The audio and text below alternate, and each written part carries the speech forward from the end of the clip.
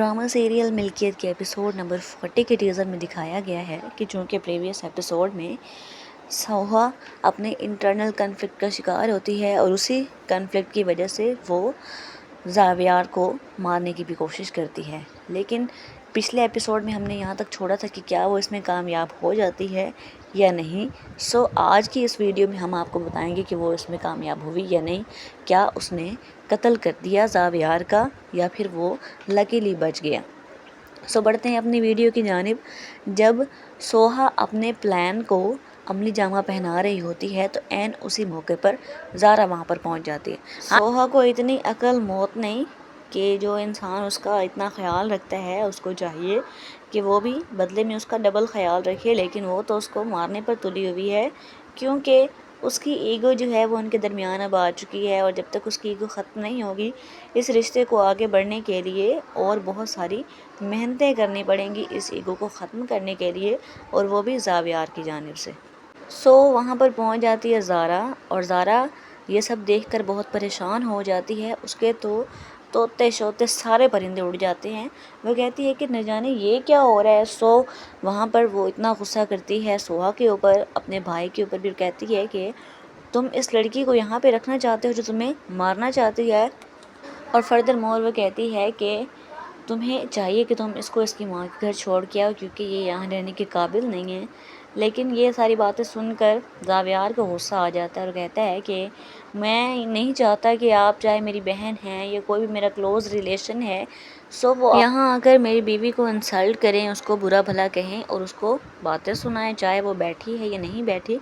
लेकिन मुझे इस बात का अंदाज़ा है और मुझे इस बात की कद्र है कि मुझे उसके ख़िलाफ़ कोई भी बात नहीं सुननी चाहिए।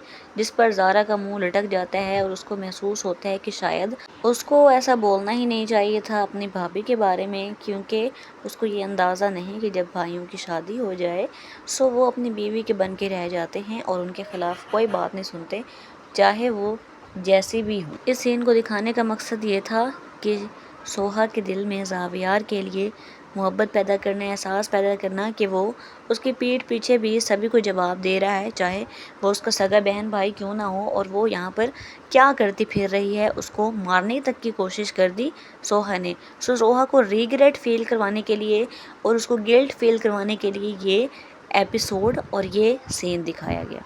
फर्दर मोर दिखाते हैं कि ज़रका जो है वो अपनी कोशिशें कर रही है असफंद को बहलाने फुसलाने की, उसको कायल करने की, उसको अपनी तरफ अट्रैक्ट करने की, माइल करने की।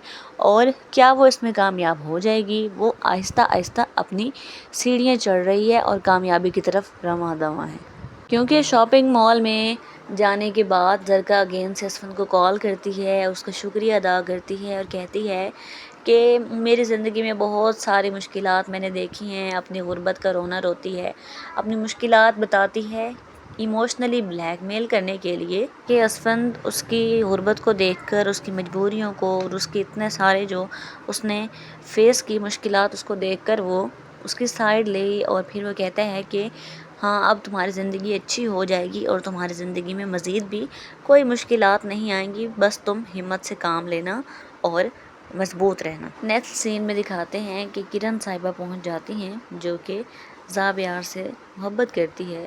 सो वो भी चाहती है कि सोहा किसी ना किसी तरह ज़ावियार को छोड़े और वो ज़ावियार को पकड़ ले, मीन्स टू से उसके साथ शादी कर ले।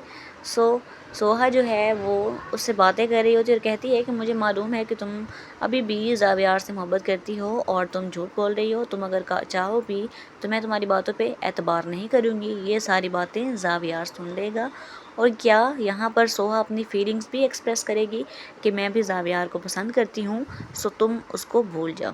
क्या होगा नेक्स्ट ये आप जानिए एपिसोड नंबर 40 में। फर्दर डिटेल्स के लिए अगर आपने मेरे चैनल को सब्सक्राइब नहीं किया तो फ़ौरन से मेरे चैनल को सब्सक्राइब कर लें, वीडियोज़ को लाइक करें, शेयर करें और कॉमेंट्स करें। फर्दर इन्फॉर्मेशन और अपडेट्स के लिए मेरे चैनल के साथ जुड़े रहें। अब तक के लिए इतना ही। अल्लाह निगहबान।